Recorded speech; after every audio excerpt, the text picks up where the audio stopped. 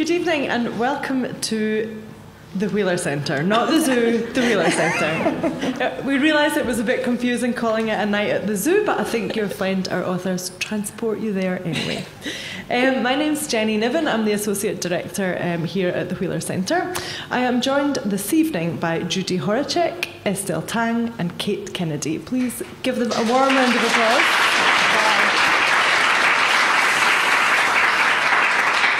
Judy, on my far left, is an Australian cartoonist, artist, writer and children's book creator.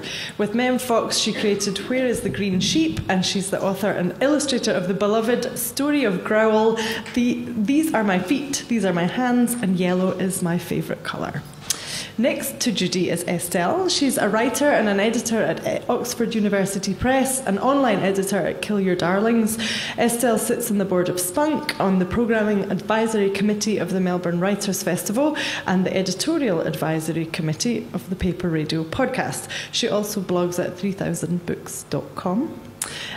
Cate Kennedy, on my left, is the author of the highly acclaimed novel The World Beneath and an award-winning short story writer who's twice won the Age Short Story competition. Her story collection Dark Roots was shortlisted for the Steel Rod Award in the Queensland Premier's Literary Awards and for the Australian Literature Society Gold Medal. Cate is also the author of the travel memoir Sing and Don't Cry, a Mexican Journal, and the poetry collections Joy Flights and Signs of Other Fires. Her latest book is The Taste of River... No, it's not. Your most recent one's a novel, isn't it? It is a short story collection. It's the short just story last collection. month, so I understand why it's not on your... Yeah. And there's also The Taste of River Water, New and Selected Poems, which was published last year. Unfortunately, Sally Rippin is not with us this evening. She's an award-winning children's writer and illustrator, and unfortunately she's sick, so she wasn't able to join us, but she has sent through some of her responses to the zoo fellowship, so I'll be able to share those with you too. So I'd also like to welcome Kirsten Brewer, Kevin Tanner, Jenny Gray and Marissa Parrott, who are here from Melbourne Zoo and from Zoos Victoria. It's wonderful to have them in the audience this evening. So tonight we're going to share with you the results of a new project that the Wheeler Centre undertook this year, which was to have a series of residencies at Melbourne Zoo. The idea was that we would take 4 very different creative writers from lots of different genres and put them in an unusual environment. This year was the 150th anniversary of the Melbourne Zoo, and it being such a sort of venerable Melbourne institution, we talked to them early this year about what we might be able to do to celebrate that, and this seemed the perfect project. So I'd like to share, we'll just have a chat really about what our amazing writers have been doing in the zoo over the last 4 months. They've each produced some very different responses, and we haven't actually heard any of them yet either, so this is a bit of an unveiling tonight. So this is the first time the Wheeler Centre have undertaken a residency project like this one. One of the reasons... Well, actually, let's just get straight to it. Why don't we just let the writers tell you themselves? Cate, why don't you start us off? How did you feel when we first approached you about this project, and what were your expectations before it all began?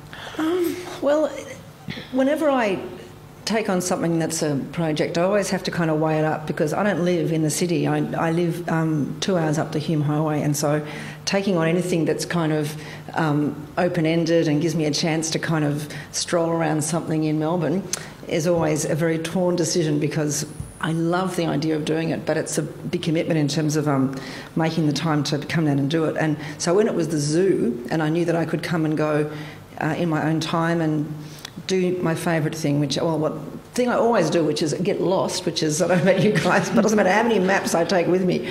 I actually begin my wander around the zoo and invariably end up totally disoriented. And in fact, that was actually really good to actually have the time to have such open-ended time that I kind of revelled in my lostness. And the other great thing, of course, that writers love to do is just eavesdrop, I guess, to put it bluntly. It's great to be able to kind of watch animals and be able to watch people watching animals, and to kind of get that sense of the way that you are in a place is different from everyone else's perceptions, that it's a very subjective experience, and all sorts of subjective emotions are kind of taking place. And I don't know about you guys as well, but I personally feel very ambivalent about zoos, and I was ready to have my ideas challenged and to see what good things are happening, to see how I felt, to kind of just, you know, go in there to see what kind of I was able to stumble across, rather than go in with something that was kind of set in stone that I wanted to explore. So it was a fantastic opportunity just to go in and see how other Victorians use that beautiful park. I was having a look on Google Earth actually the other day, looking at the zoo, and then sort of kind of clicking and zooming out and just looking at this kind of grey grid of the city all around this little royal park, this little single organic shape that's green and full of little miniature kind of ecosystems in a way. And it really did strike me when I was there that a lot of Melbournians use the zoo like a kind of a lung, really, or a heart or something. You know, it's an organic thing in the middle of a big human-scale man-made environment, and people who have a yearly pass often go in and just walk around for an hour or two, just to kind of feel replenished and refreshed, maybe check out an enclosure, maybe look at the elephants, or go and, you know, take their pusher in and look at the monkeys. But otherwise they're just kind of there to just reconnect a little bit with, here we are in a little bit of forest, here we are in a little bit of savannah, here we are looking at species that are not part of everyday life. So it was a really great experience for me. I think that was one of the reasons that it appealed to us as a sort of launch pad in a way for creative people, because there's so many different ways that you can respond to that environment, because it's an incredible, a lot of the work that's been done at the zoo now is about conservation. So there's all of that side and the kind of, you know, the biology and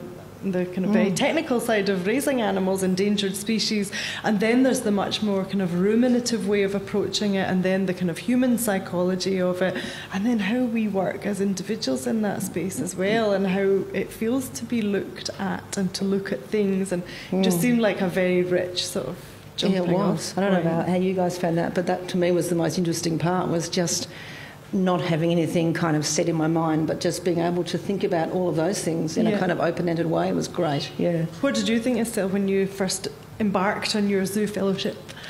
Well, I had two main reactions when I first received the email. I was like, great, this is I know what the first one was. It was, what will I wear? Okay, the background of that is that I've literally, every time we've had a photo shoot or we're doing this event, I want animal print pretty much every single time. Everyone must think I'm the most literal person in the world, which is very unfortunate because, you know, I can be metaphorical. I'm really awesome. We're just impressed that you have animal prints, Estelle. Oh, I've got enough animal print for everyone in the room. But I guess the first thing was like, are we going to be in a cage? You know, like, are we going to be sitting in a cage? And people and we write and people look at us. And I have a lot of people kind of ask me, you know, are you going to be in a cage? Can we throw peanuts at you? You know, please do not feed the riders. Please do feed the riders. Like, they need food.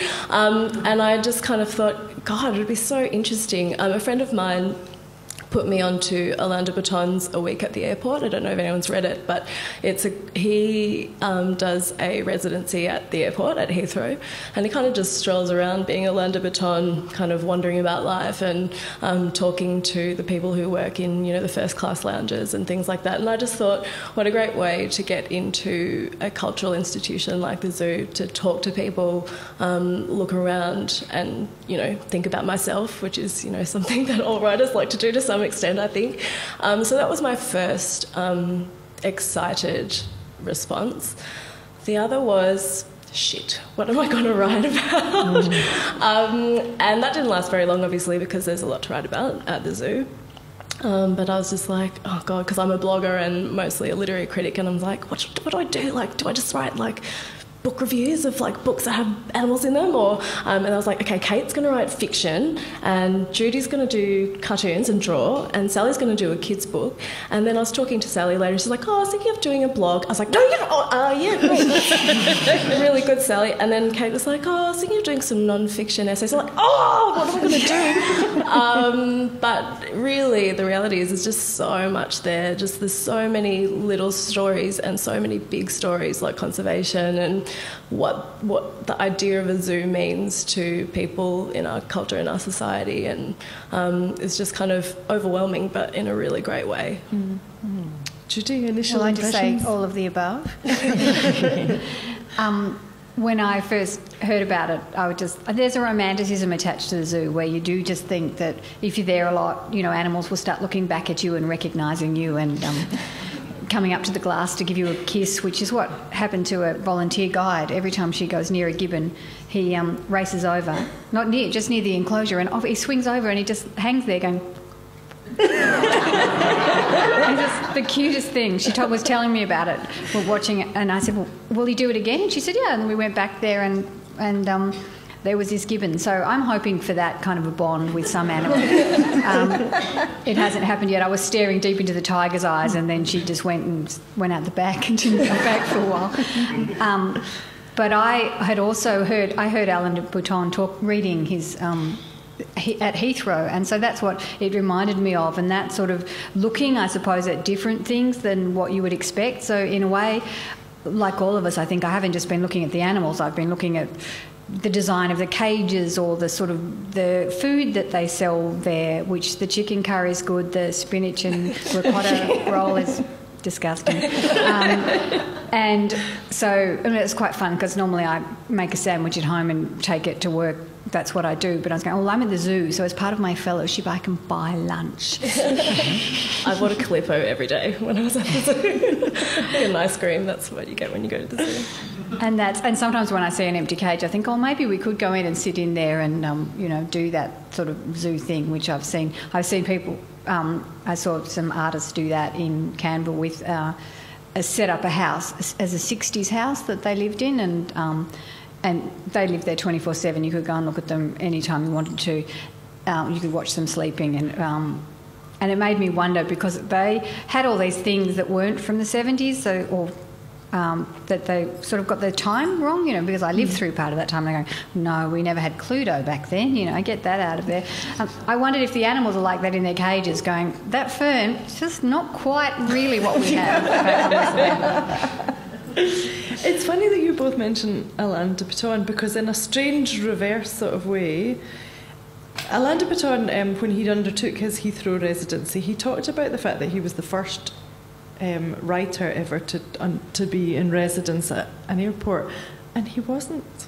My mother, who is a Scottish poet, she was in residency at Inverness Airport in 2003, and that was one of the things that was sort of, because she does a lot of residencies, and it's one of the things that I've always loved about her work, that she's been in all these incredible places. And the Inverness residency, airport residency, the project was so creative. They had her based in the airport for part of the time, but the commission was that she was to fly on each of the routes that Inverness flew to, which are all these amazing Shetland and Orkneys and all these tiny little islands all up in the north and the west coast, and she was to do a community-based project in each of the destinations. So she did things with mental health groups in Benbecula, and she did things with kids on the Isle of Lewis. And at the time I was working for a TV production company, and we pitched it as a documentary. So we made a documentary about her for Scottish television called Poet on a Plane, and I went with her and we actually landed. There was one place where there's no runway on this particular island, so you have to wait until the tide is out and then the plane lands on the sand. It's absolutely gorgeous. And the stills for that film was her standing on this incredibly windswept beach with this tiny little prop plane behind her. And it was years later that Alain de Botton did his Heathrow one, 6 or 7 years later, and he just sat in the first class lounge.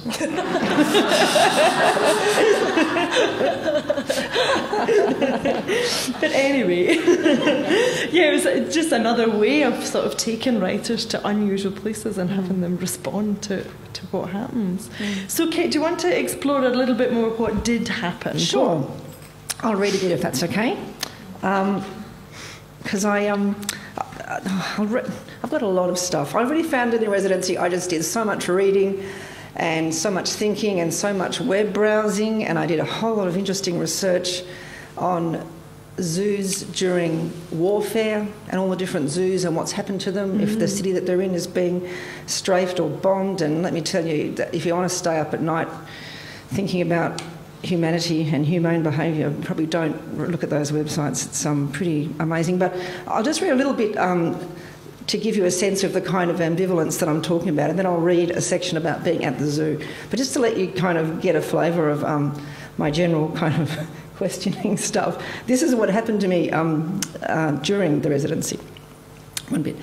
The zoo's always changing, but one place which seems to have been the same since I visited the zoo as a child is the platypus house. When I was a kid, I used to stand here on school excursions and watch the platypus swimming from one side of his murky pool to the other. The teachers would tell us that the platypus was shy, and that seemed right. Shy like a kid at school was shy, getting necessary contact over as quickly as possible, and then racing for the private, lonely safety of a hiding place. A glimpse, then a trail of bubbles. The enclosure looks just the same today, 40 years later, with a single platypus occasionally appearing in the brown water, hurrying from one side to the other. One day I was at the zoo on my way to the airport to Queensland to teach a workshop, wandering through the platypus house. And the next afternoon, I was outside Malani in the Queensland hinterland, and I went for a swim in an isolated spot on the Obi River. I sat for a while afterwards on the rocky bank, staring at the water in a bit of a trance, seeing small and subtle movements in a sunny patch of river in front of me, before I realised what it was I was gazing at. It was a wild platypus. There was no hurry or shyness about this one. It played, ate, and floated easily in the river, perfectly indifferent to me. My first thought was, what are the odds of this?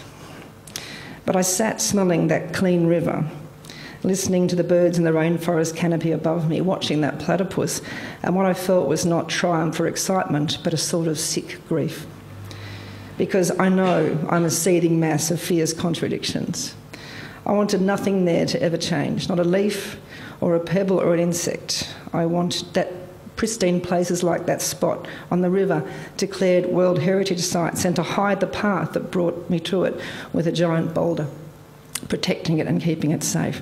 But safe from what? Safe from the same thing David Attenborough ruefully identified a few weeks back as the greatest threat to biodiversity on the planet. Too many mouths.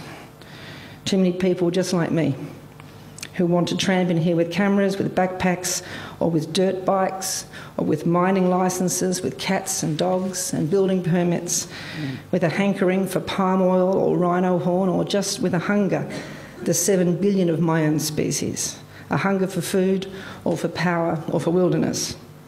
Safe from my own mouth then, and the fossil fuels and privilege that brought me here. So really from the same thing that demands that platypus in captivity, clocking laps up and down its tank, searching, let's be honest, for escape, for solitude and for habitat. And I talk about, what Tim Flannery's talking about right now with mass extinction in the country. Here I am sitting in my secret canyon, full of pieties and full of demands. One of the rapacious billions devouring the natural world and part of the global demographic catastrophe, with a head full of junk dancers and too many questions, no manual of procedures, no plan of progress, some bumper sticker philosophy about touching the earth lightly, sitting as usual with my never-ending hunger, my stomach growling with its uneasy, rarefied diet of ecological truisms. So now you know kind of how I feel about visiting the zoo. I'm just going to read a bit about an event that I went to. And I talk a bit in the article, in the piece too, about how people are wearing these t-shirts say 98% chimp. I don't know if you've seen those. And I talk a bit about we should have one on that says 2% other. And what is that 2% that separates us in our DNA?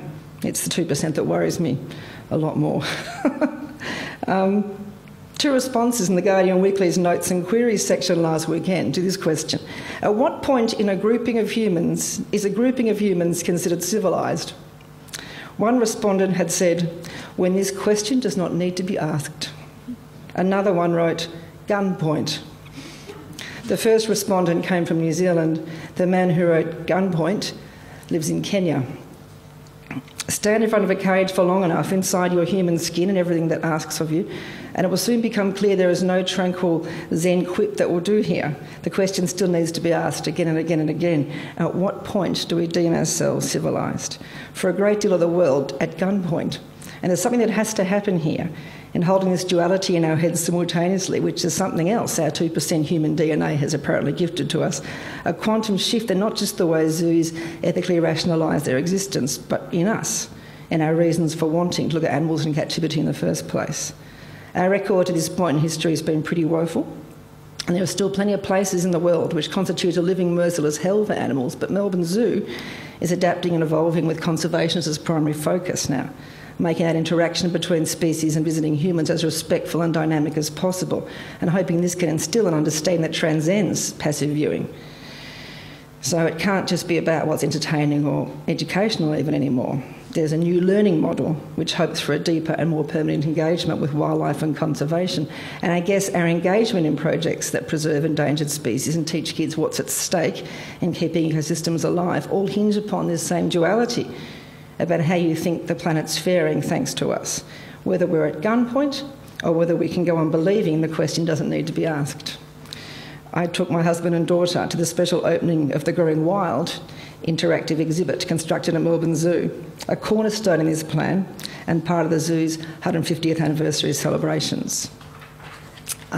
Which the exhibit is fantastic. It's designed to engage the interest of children in nature and wildlife and look at that as a significant step in increasing everyone's awareness of the importance of looking after the environment.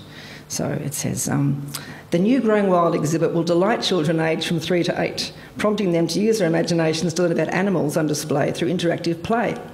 Special child-level viewing areas will bring them face-to-face with the inquisitive meerkats, and children will be encouraged to make like a meerkat by watching how these active and fascinating mammals behave and then mimicking those behaviours.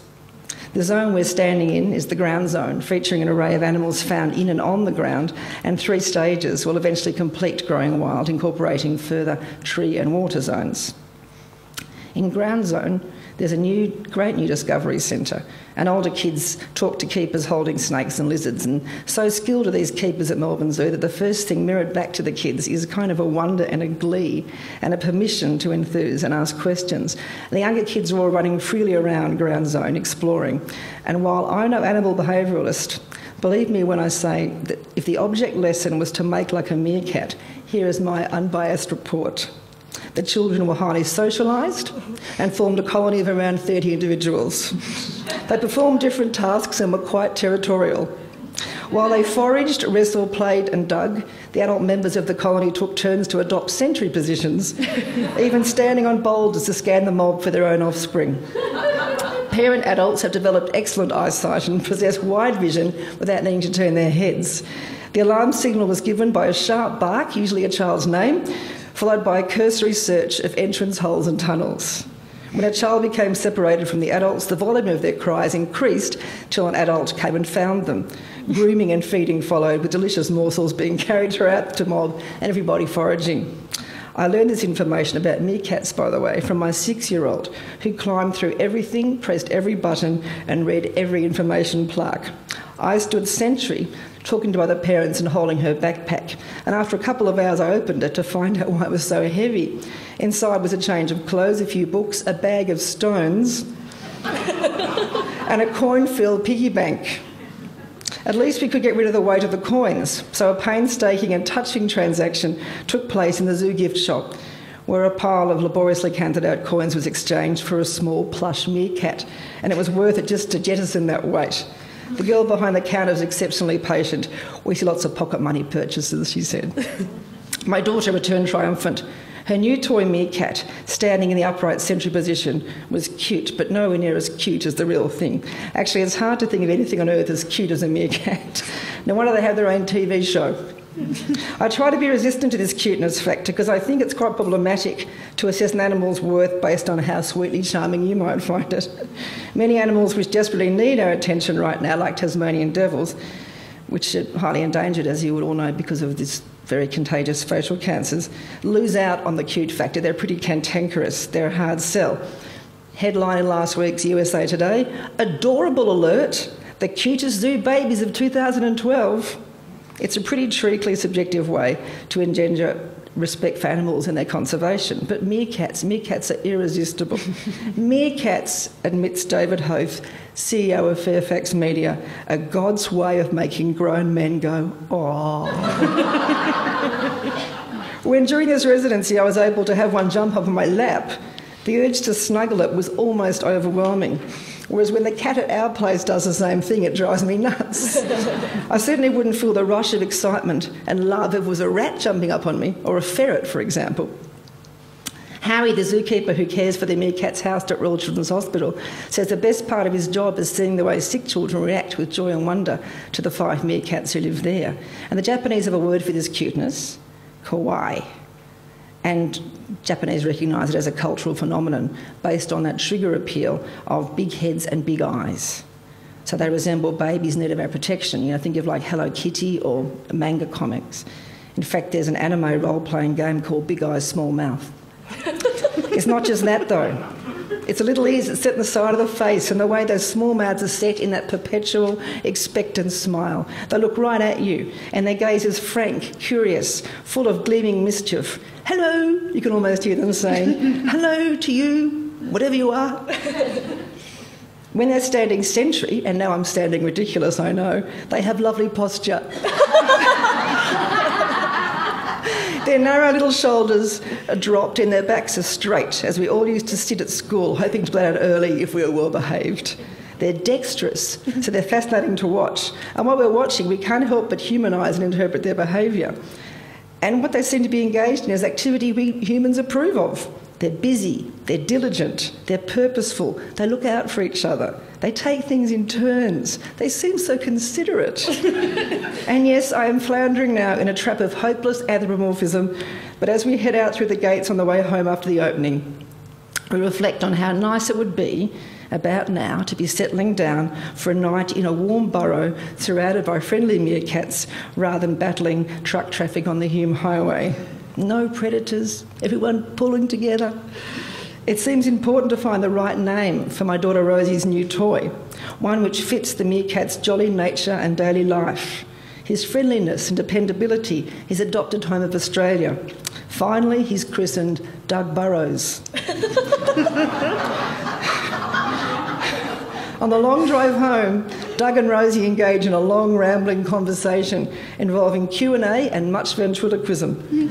Maybe for kids, this is the real connection, the imagined relationship, anthropomorphism as a force for good. I want to go to China, Rosie says finally from the back seat. Do you? Why?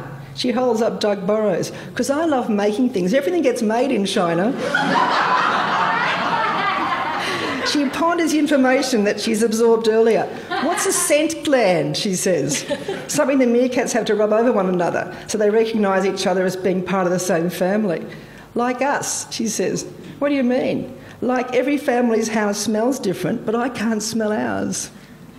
Empathy and self-insight, that's that 2% difference again. And this strikes me at 5 a.m. the next morning, which dawns cold and rainy. Rosie's woken up by thunder and more asleep than awake. She roves her way upstairs to our bed. And there we lie, the three of us, such a small, interdependent unit. Limbs curled around each other in the familiar warmth of our den as the magpies start up outside. I turn over and find something small and hard pressed into my neck, and I shift, blinking to see what it is. It's Doug Burrows. Clutched firmly in my daughter's sleeping hand. Doug's not asleep. He's standing senator. In the semi-darkness, he looks out at me from his moulded plastic brown eyes. Sewn on into positions defined precisely by some expert psychological designer for maximum cuteness.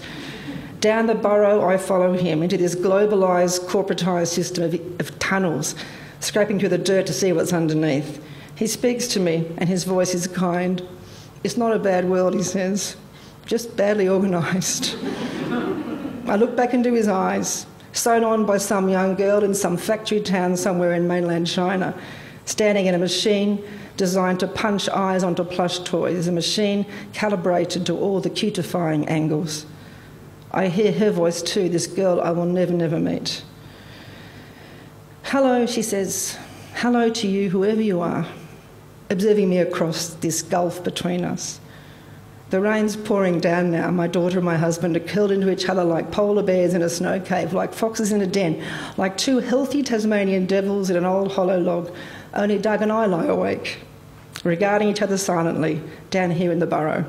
Here I lie, warm, dry and temporarily at peace, listening to the rain on the roof, nose to nose in this small, undefended moment with my own inner meerkat. Thank you. thanks. Thanks, Jenny. Beautiful. Thank you, Kate. That was lovely. I've got so many things I want to ask you. And Maybe let's hear some other things. I'd love to hear some others. Well, maybe perhaps first I'll share with you Sally's That would be great. responses. So this is a shorter extract, and we're just discussing different ways to share all of this work beyond the close of the residency, whether it'll be publication on our website or in other outlets, so we'll keep you posted on that. So this is just an extract of Sally's longer piece. We've been asked to meet at the meerkat enclosure at feeding time. See, the meerkats have They're just hit the so spot. damn cute. You know, the meerkats that sat on our lap only sat there because the keeper threw worms at us. No, they loved us, Julie. They When loved us. the worms were eaten from our laps, the meerkats were gone. There was no love there. We had been asked to meet at the meerkat enclosure at feeding time to have some publicity photos taken for the Herald Sun. I sat on a bench next to Cate Kennedy to wait for the photographer, and we gazed admiringly at the baby meerkats rolling about in the dust. So, any idea what you're going to write about for the Wheeler Centre? I asked her flippantly. Oh yes, said Kate, and went on to... This is weird because Kate's here. I don't remember what I said. Oh yes, said Kate, and went on to describe the research she was doing, the fascinating angle she had already cooked up, and a few more brilliant, witty and searingly intelligent insights that she was deciding whether or not to include in her Wheeler Centre reading. Listening to Kate, I began to have that awful sinking feeling like when you realise that everyone was actually joking when they said they weren't going to study for the exam. Oh my God, I thought, what was I thinking? I have to speak on a panel with Cate Kennedy. All throughout the photo shoot, smiling stiffly at the camera as meerkats scrambled over my lap for the live mealworms the zookeeper was tossing at They were us. cute too. All I could think of was, what the hell am I going to write about? I can't write an essay like Cate Kennedy. Write what you know, came that annoying voice of reason. But I don't know a goddamn thing about animals, I shouted back, keeping my fingers glued to my thighs lest a hungry meerkat should mistake them for mealworms. I'm not even sure if I like them. You're a children's author, came that voice again, trying very hard to ease my escalating panic. Write about children. Children and animals. It's a perfect combination. Children and animals, I thought, flicking the last mealworm off my lap. Not bad, thanks, annoying voice of reason, I'll give it a shot. My first step was to send a call out on Facebook for questions from kids for zookeepers. The plan was to put them all into a handmade book, along with the answers from the keepers and perhaps a few kids' drawings, and present a copy both to the Wheeler Centre and the zoo to thank them for having me. This was bound to be good. After all, weren't kids infinitely witty and cute? And it would certainly take the pressure off me having to come up with something witty and cute, I reasoned. Well, I received a few good questions like, how do seals sleep? Do you wash the meerkats? And do elephants get colds? Along with a few less helpful ones like, what do zookeepers eat? Can I buy a gorilla? And cup of tea from Nikki Greenberg's young daughter, she's also an illustrator, who I was counting on for something brilliant, as she's normally so hilarious she almost has a Facebook following of her own. But as Nikki patiently explained, her daughter doesn't do funny on demand. There were also, as to be expected, lots of questions about poo and wee and bottoms, which are funny when they come from a kid, but less funny, I discovered, when they come from an adult who's following you around the zoo while you're trying to get your job done. And besides, I was beginning to think in despair. Do people really want to know that a baboon's bottom goes red when she's in heat? Couldn't they just Google that stuff if they wanted to? So with the Wheeler Centre panel event only days away and the kids and animals book fallen in a heap, I did what I always do when I have a deadline looming. I sit down at the computer, start writing, and hope to hell that something will come to me. Sometimes it does, sometimes it doesn't. But it's always a surprise, at least for me, when I discover something about myself in the process. For example, I hadn't realised until I sat down to write that I was so nervous around animals, nor that this fear basically stemmed from my G&T swilling, book-devouring, nature-loathing mother. I hadn't realised either that it was thanks to my father's gentle persistence that I was able only this year to finally allow my kids the opportunity to love a dog, and in the process find that I could love one too. And it wasn't until I sat down to write this piece that I've come to realise that despite not knowing anything about animals, and even being a little bit afraid of them, that I'm even more afraid of being shown up by the ever-brilliant Cate Kennedy on a panel at the Wheeler Centre. I will kill her. I have actually read Sally's longer piece, and there is some really great stuff about fear in there. That seems to be something that sort of came up quite often, and I feel as though her relationship with animals is ever so slightly subtly shifted during the last couple of months that she spent there. So hopefully we'll find a way to share the longer piece with you a bit down the track. Great. Thank you. Estelle, do you want to tell us what you found at the zoo? Yes. I've just been reading a book by Kate Jennings called Stanley and Sophie. It's about how she, when she's living in New York, in the kind of the late, well, I don't know when she started living there, but it kind of covers the time after her husband passes away after quite a long sickness. And Kate, I was about to call her Kennedy, it's too confusing. Kate grew up in the Riverina in New South Wales, and she always described, her family always had dogs, but they were dogs with a job. They were farm dogs. She never felt anything about them, and when she moved to New York, she thought everyone was crazy. It's like one dog for every, 1/8 of the people in New York have a dog, and they treat them, they carry them around in purses and put them in dog hotels and give them baths and things. And after her husband passes away, she describes falling in love with the dog just immediately, and just overwhelmingly, just totally forgetting about her former prejudice against, lap dogs. And I just kind of was interested in those kind of magical moments, and she kind of goes on to kind of describe her relationship with, she eventually gets 2 dogs, in this really super anthropomorphic, I loved them, they loved me, they did this, he knew when I was angry, he knew how to get his way. This is fascinating transition from someone who was super cold-hearted towards animals to someone who just was crazy about them. So I've just, while I was doing the residency at the zoo, I interviewed quite a few staff who worked at the zoo who were fantastic, but I also interviewed some people who don't work at the zoo but do work around the zoo, and one of them was an artist, and I'll just read a little bit from her interview. Susan Stamp is an artist who studied drawing in the late 70s and early 80s. One of her first projects was drawing the gorillas at the zoo. 4 or 5 years ago, she returned to the zoo, as she often did between art projects. Every week, sometimes 3 times a week, she'd go in and sit all day, just sketching this and that. After a little while, though, she realised the gorillas had sucked her in again. When I spoke to her the other day, she explained their appeal this way. My project, without being totally conscious of it, became about who's looking at whom. I got to know each and every one of the gorillas. I'd arrive there and just call out a few names, and they'd come down and sit where I wanted them to be so I could draw them better.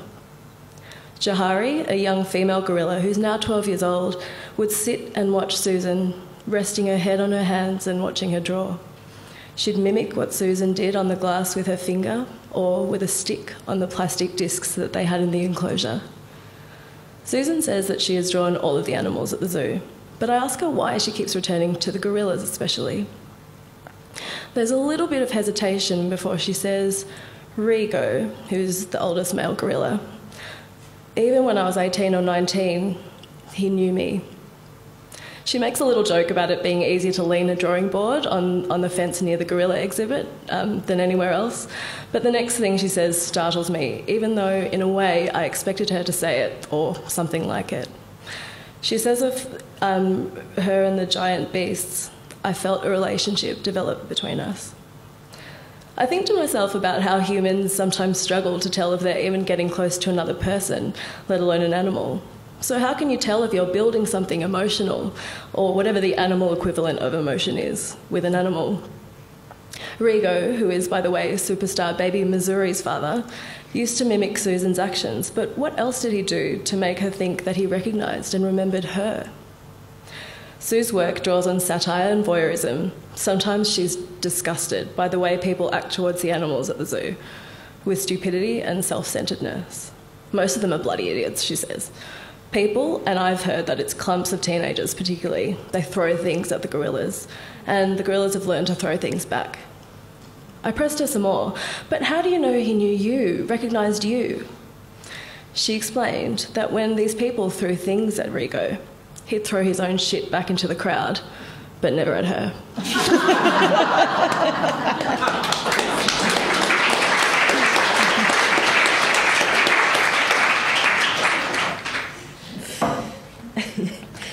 That never happened to me. I didn't ever. Yeah, so was it the gorillas that fascinated you the most while you were there, Estelle? I was going to leave the animal encounters part to the end because I'm sure people really do want to hear that, but I think you had a special feeling for them too, did you? I think what surprised me about going to the zoo was just how, I kind of assumed that going in that I'd have one favourite. It would be like a spirit animal. It's like, what's your spirit animal? It's like the seal. Yeah, they're so awesome. Seals are my favourite. But really every time you went, and you can't see the zoo in a whole day, you just can't. And so I found like I'd just go in every week and look at all of them and kind of not get to know them.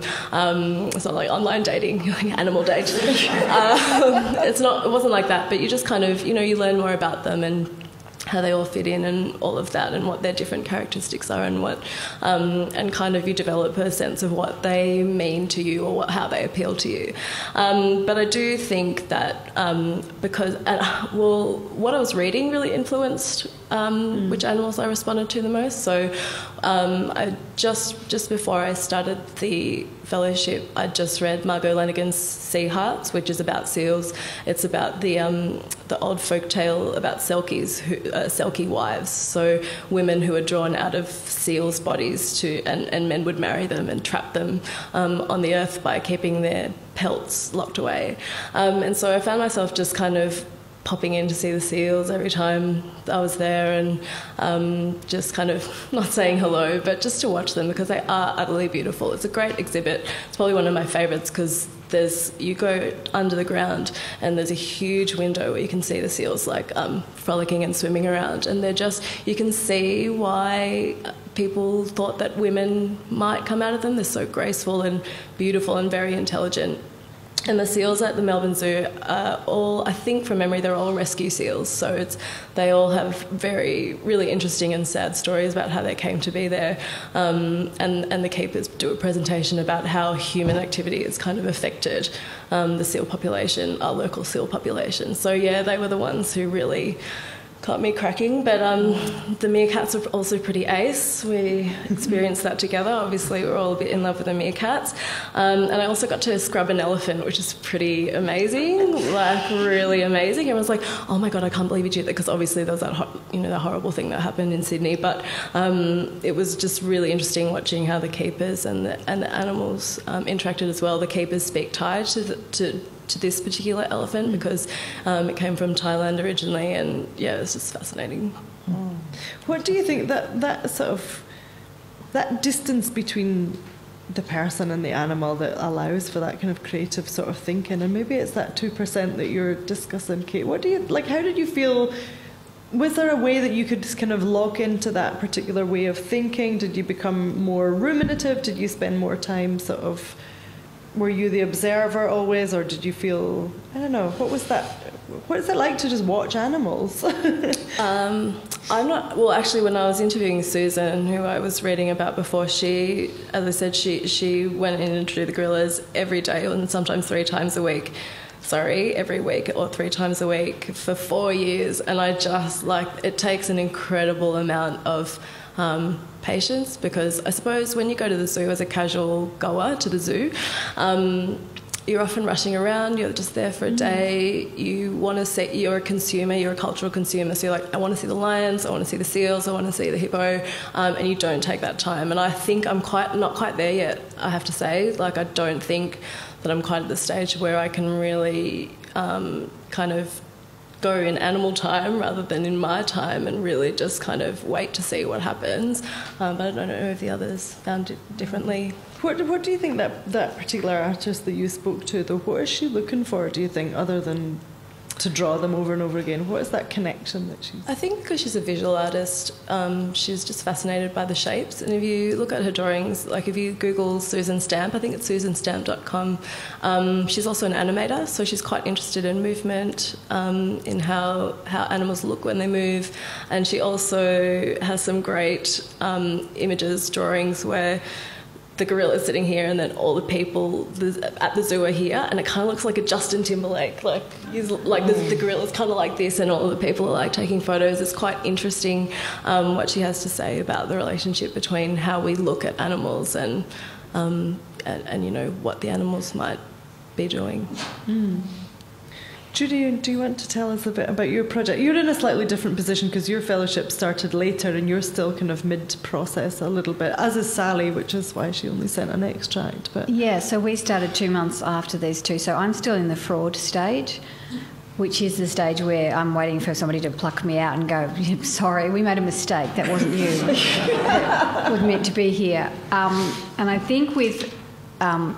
I know a lot of people think the creative project is like you decide to make a dress, you buy a pattern, you decide on the material, you cut it out, and at all different stages there's a piece that you know I can show you and I can say this will be how it will be in the end. But in fact it's more like taking every single thing in your house and putting it outside on the road and saying make something, a dress, robot, oh no, what about a cake, you know, and you end up not even being able to make a sandwich. And so I'm still in that. I've done a lot of writing just about...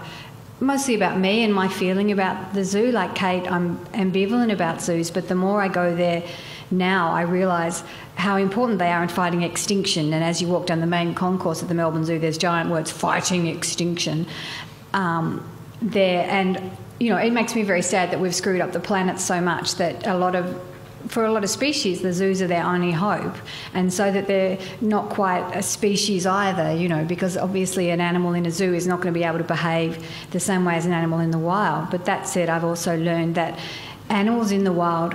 I was looking at the tiger the other day and talking to one of the volunteer guides. They're very useful, the volunteer guides. They know the names of all the animals and all...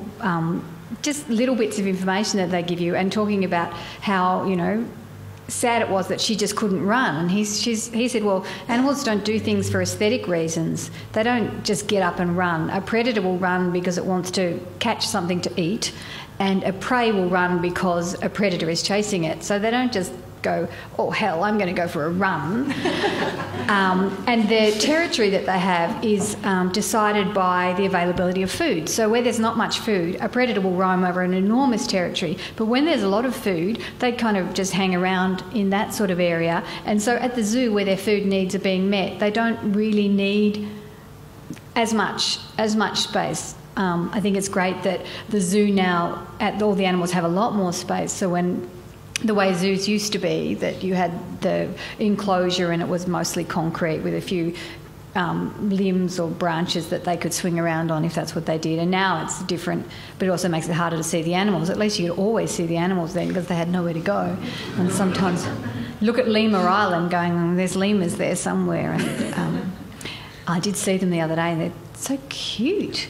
And they do look a lot like the stuffed toy lemur that they sell in the shop. So if you don't see them there, you could always like fake it with a stuffed toy out there. So there's, you know, a lot of... I think I was a bit arrogant, I suppose, about the zoo. Well, at the same time, loving it and loving the romanticism of it. And for me, it's fed in a lot to my life, you know, my childhood. We've got... photos from when I was very small going there when my brother said about the giraffe, does it need a ladder? And then went there. We lived in the country for a while and we went on a big school trip. The grade ones had a school trip and we went to the zoo, the museum, the art gallery and the old Melbourne jail. And I remember it so clearly, going to those cultural institutions and that sort of excitement. And I bought a little donkey at the zoo, which was, I think, the first thing I'd ever bought with my own money, and it meant I didn't have any money for dinner on the way home. So that was the first time I ever asked for a glass of water in a shop as well. So a lot happened on that particular day. And so, and I always want to go to the zoo and draw. That's my sort of ideal, but I'm not actually a natural drawer, so that is one thing I do fake. So I draw at the very end of a thinking process, and then, so the idea for me, like doing a life drawing class or going to the zoo and drawing, I think that would help me a lot. That would be really great. I could become a real artist. So, but it's very hard. When you said about that she drew the gorillas because there was a place to put a drawing board, and that is so true. It is really hard to draw at the zoo because you're sort of holding something and they don't, it's hard to do it. And so I've been wandering around. I realised the other day I was wandering around for a few hours with this book under my arm that actually said sketchbook. And I thought, what a wanker I am. I read my sketchbook. But there are lots of people who draw at the zoo, aren't there? Did you see a lot while you were there?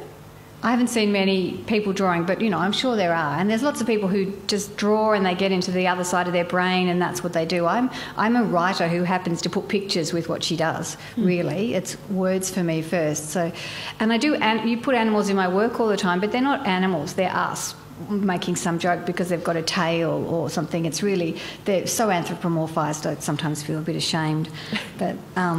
So what I've been trying to do with this zoo project is find something different to do, which isn't about the anthropomorphisation and isn't about looking at animals because they're us. And I read Anna Krien's quarterly essay on Us and Them, which is about animals, and she started writing it because of the the live slaughter of the cows, and that's what provoked her. And she was just looking then at our relationship with animals, and the one thing that I'm trying to do is find some work I can do that isn't about these animals are here for my entertainment. These animals are here because I want, because humans, the whole, we're from the Christian tradition, which is all the animals were put here for us, and, we can just do what we like with them.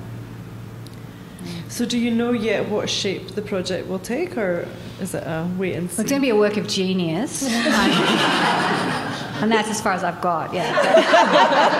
That's pretty good. Mine's going to be a work of moderate goodness. I do want it to be something a bit different to what I've done before, so I don't want to do a children's book because in a way I could do that without being at the zoo. That's just about finding a cute animal, making them cute, some of you might have read Where is the Green Sheep? You don't learn much about sheep behaviour from that book. It does. So I'm just trying to, I think I'll blog, Estelle, actually, that's what I was thinking. Or possibly an essay, Kate, I don't know. Kate did say, as she's the guru of this trip, obviously, she did say, early on you said, I'm waiting for a project to find me, and because I'm at a different stage, I think I still am waiting for that project to find me, even though I've got thousands of words. And if you'd like me to read something, I've got a song by Simon and Garfunkel called At the Zoo, which plays in my head a lot when I'm at the zoo. And it was actually literally playing in the shop the other day when I was at the zoo. Well, we've a few minutes for questions from the audience, or if people would just like to reflect on their zoo experiences or ask creative questions about it's one of those ones where I think you can comment. That's okay. Hello. Thanks, everyone, for your presentations. It was terrific. I guess I've got two questions. One is a very practical one about knowing whether there are plans to publish the pieces that you're developing and where we can access those. And secondly, Judy, whether your plans will include an overnight at Roar and Snore. I'll be snoring. Well, I'll go the practical one first. We're exploring our different options at the moment. We'd like to be able to publish them all together as a little set. So we'll just have to keep you updated on that through the Wheeler Centre website one way or another. I'd love to do a Roar and Snore, and the one at Werribee Zoo, which is the safari camp as well. That's sort of like a luxury tent, apparently. They're, that is quite expensive, but I'm still, it would be. I'd like to hide in the zoo. Actually, we will probably all have this fantasy, and just so that nobody sees you, and then you're just in there after dark. But I did mention that to someone who worked at the zoo, and she said it's really scary. I might ask you about voyeurism, about watching the animals, and was there anything, because we'd discussed in a fairly flippant way about maybe doing some sort of photo opportunity where we would have the writers in a cage, just for the visual image of it, which the zoo didn't like because that's not the sort of zoo that they run. There aren't cages there anymore. But it was a little bit to think about what happens when you're on the other side of the gaze. And was there anything in that? Would you like to comment on that at all? One thing that really struck me was this difference, I suppose, what you guys were saying too about animals just trying to, as naturally as possible, go about their everyday life. And they're very much just themselves. There's no... I often hate looking at the way pets are kind of trying very hard for our approval. They do their tricks, or they try and speak, or they roll over and play. I just don't like it, and I just would love to think that animals don't need to kind of act in any way to get food from us or to get approval or affection from us. But it really struck me when I was there that the animals are just in the moment in a way that humans seem incapable of being. I guess that's the really big thing, was that here are these beautiful orangutans just doing their orangutan stuff, and all they must see of us is just a barrage of smartphones, because nobody can put this thing down and just have this unmediated, unfiltered experience of being in this moment. They're seeing it through a little kind of, screen that's as big as this. And then you hear people all the time saying, I got it. And then, I didn't get it. It turned around before I could focus. I didn't get it. Yeah. And it's all about the photo. Which is what you were saying, is still about being like a sort of a consumer of something. Yeah. What are we being a consumer of? What are we eating? What are we consuming there? What are we trying to kind of be hungry for? And so even in the butterfly house one time when I was walking around, which is lovely, it's like a little tropical microclimate, it's beautiful. There was someone walking around and they never had their phone off. As they were walking around talking, they were taking footage of everything around them like this. And I was thinking, what are you going to use that for? What is that? How much shaky handheld footage of butterflies flying are you going to be able to have on your... So really, that's the difference that I sort of noticed, was that the animals are very much their own selves, and we have all this kind of soul searching, but animals don't need to do, seems to me, that sort of soul searching, because they don't have that thing of needing to have a mediated experience. They just are in their lives, The orangutans, one of the volunteer guys told me, love it when people draw. So when they're sitting on their platform and you go up and you draw after you've wandered around with a sketchbook under your arm, then and she said they actually smile and they're really interested, but as soon as somebody puts up a phone they just go, no, whatever. And they just... See, they get it. And we can't help but humanise what they're doing and interpret what they're doing, because the sort of animals that we are makes us want to find an engagement or a point of contact, or find a sentient animal that... there's all sorts of things going on where we love the animals that have their eyes in the front of their heads, for example, rather than like reptiles on the side, because it looks to us like an animal that we can communicate with and look at in the face. So there's all these things going on that you just get sort of hyper-conscious of yourself as a big primate.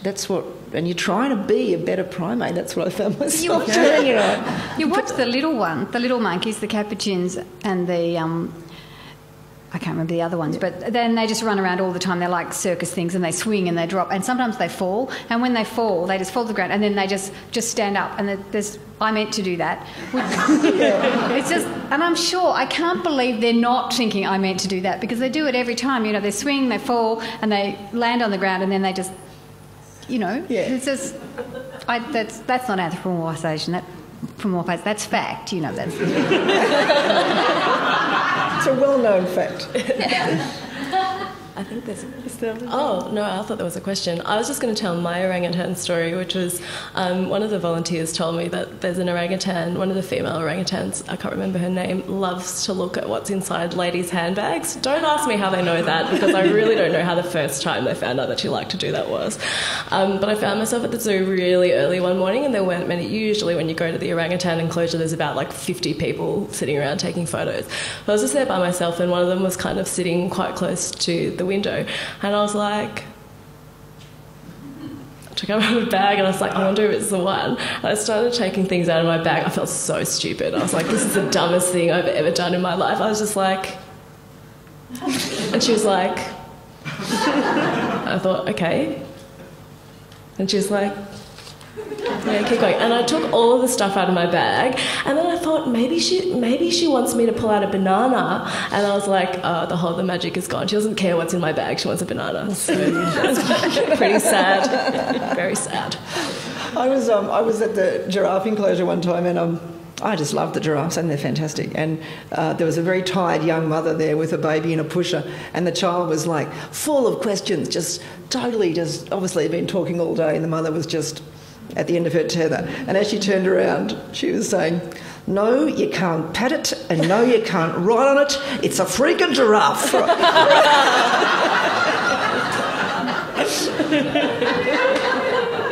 So there's like a baseline of interaction that.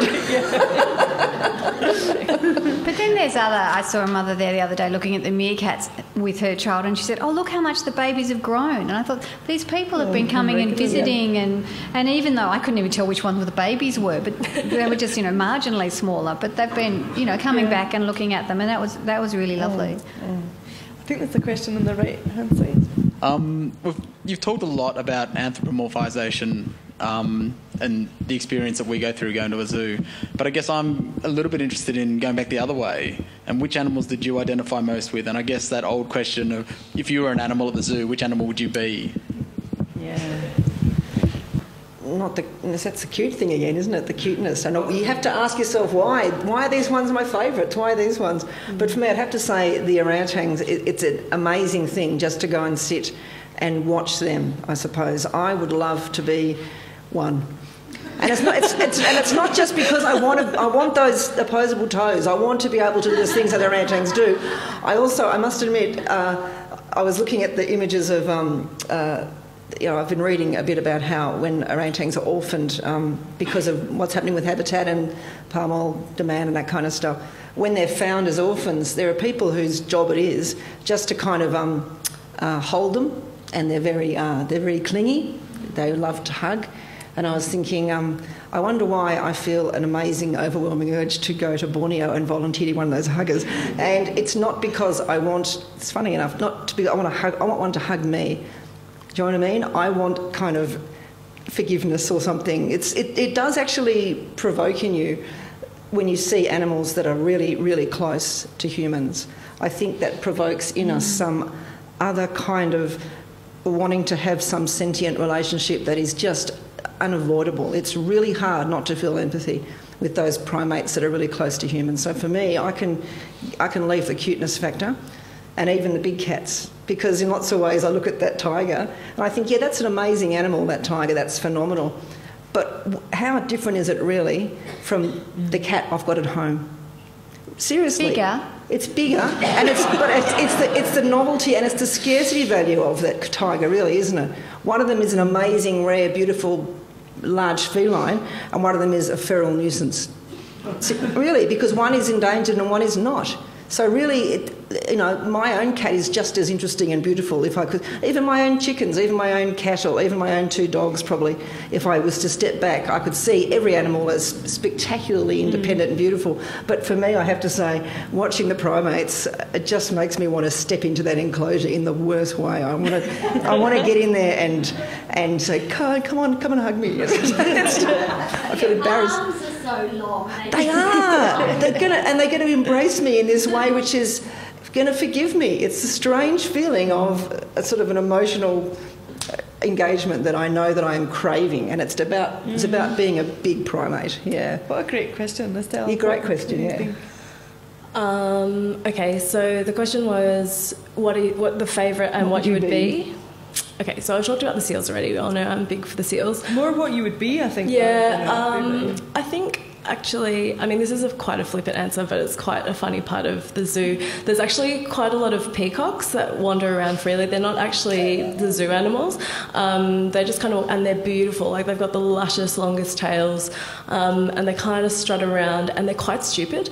No offence, peacocks, but they're not the smartest of animals. And I know this because I saw one displaying to a fence. Like, he was like, yeah. And one of the volunteers or one of the staff had told me that she'd seen it displaying to a garbage, like one of them displaying to a garbage bin. And I just thought, if like, looking at my outfit, obviously I'm into peacocking generally, but I just thought if there's any analogy for me being in the zoo, it's something that's stupid and free. I'm the peacock. But that would be, it's like that game, you know, where you go, oh, you know, if you name 3 animals and the first one's what you would want to be like, and the second one's like what other people think of you, and the third one is like what you actually are. So the peacock is that one. But I think if I had to be any of them, no, I still would be peacock, stupid. There's some great taglines from tonight. Yours is stupid and free. Stupid and free, man. Yeah. Kate's was being a better primate. Yes. T-shirts available. I want to be a better primate. That song that I referred to, the Simon and Garfunkel one, which I just have to read you a bit at this point. So excellent. It's I don't know if you know it, but someone told me it's all happening at the zoo. I do believe it. I do believe it's true. Whoa. But the monkeys stand for honesty, giraffes are insincere, and the elephants are kindly but they're dumb. Orangutans are sceptical of changes in their cages, and the zookeeper is very fond of rum. Zebras are reactionaries, antelopes are missionaries, pigeons plot in secrecy, and hamsters turn on frequently. What a gas. You've got to come and see at the zoo. And why I was reading that was because I discovered this poem when I was in year 12 of this song. It was already old then, but I was always called we decided who was who out of the school, our schoolmates and our teachers and things, and I was the orangutan who was sceptical of changes in my cages. So I've always had that when I see orangutan, I'm like, yeah, well, that's me, you know. I don't know if they are, though, because I haven't seen them looking like... Well, I haven't seen any changes in their cages. They haven't been there enough. So you would be an orangutan, Judy? Which animal would you be? Would you be an orangutan? Or is he just... Yeah, no, I think I probably actually, now that I've been watching them, prefer to be one of the smaller monkeys that run around and play all the time. The capuchin monkeys are pretty good. Or primates, there is that thing, as Kate says, where you just you just feel so like them in a way, and sometimes when they're sitting there, you could swear there were people in, the gorillas. There's some. I don't think they are gorillas half the time. I think there's just zookeepers, and the gorillas are off. Somebody in the suit. They just put on the suit. I'm sure. Pandas look like that. Have you ever seen a panda close up? They look like people in panda suits. There's something really sort of human about them. Yeah, it's the way they sit. Yeah. Breaking news: there are no animals at the zoo. Can I ask the person who asked the question what animal he would be?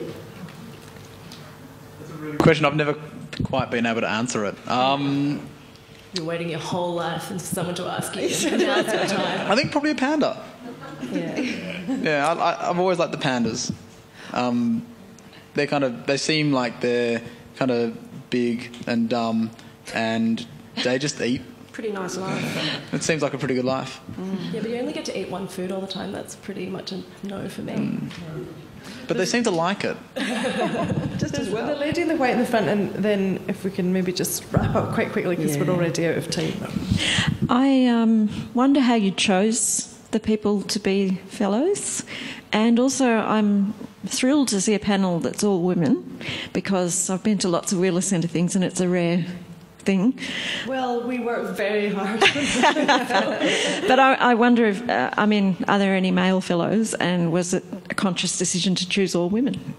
No, on this occasion we were looking specifically for the diversity of genres, that people who would respond through their writing in very different ways to the stimulus. The idea, as we kind of exploring more and more, the idea of taking one stimulus and then having lots of different people respond to it in different ways. And on this occasion it happened that the best people for that job were all women. That wasn't a gender question, but honestly we spend so much time discussing that very question. It's huge for us, and it's if there is an imbalance in panels, we've already noticed, it's something that we are very conscious of. All right, well, we better leave it there, but before we do, I would really just also like to acknowledge the amazing support we've had from the zoo throughout this programme. They've been amazingly generous, very willing to have our writers come in and just poke around and make all kinds of observations. And right at the beginning when Kate said, look, some of my work might be critical, might be controversial. And they were absolutely open to that since the beginning. So it's been a really great experience, and hopefully one that we will continue. But we also definitely need to thank our writers here this evening: Sally Rippin in absentia, and Judy Horacek, Estelle Tang and Cate Kennedy. Thank you so much.